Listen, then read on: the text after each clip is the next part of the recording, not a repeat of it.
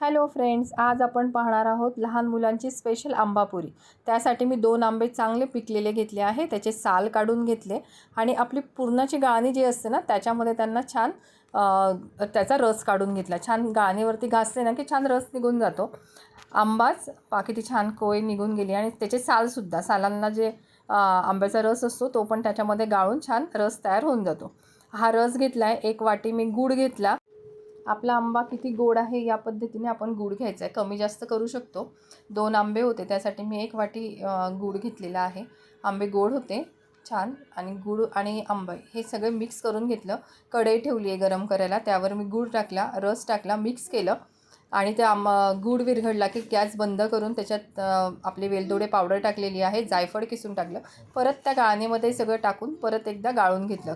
याच्याने काय झालं, गुळामध्ये जी पण घाण असेल किंवा खडे असतील राहिलेले ते निघून जातात, म्हणून छान त्याला गाळून घेतलं गाळणीमध्ये।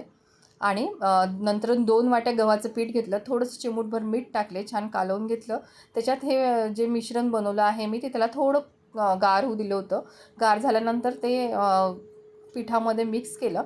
पिठामध्ये मिक्स करताना आपल्याला जी कणिक आपण ज्याप्रमाणे मिळतो पोळ्यांची तशी प्रकारे भिजून घ्यायची, पण जास्त मऊ नाही आणि जास्त कडक नाही। त्या प्रकारे आपण त्यानंतर मी पुऱ्या लाटून घेतल्या। पुऱ्या लाटताना पिठाचा आणि तेलाचा दोघांचा वापर नाही करायचा आहे। छानपैकी पुऱ्या लाटून घेतलेल्या आहे। पुऱ्या लाटत असतानाच मी कढईमध्ये तेल गरम करायला ठेवून दिलेलं आहे।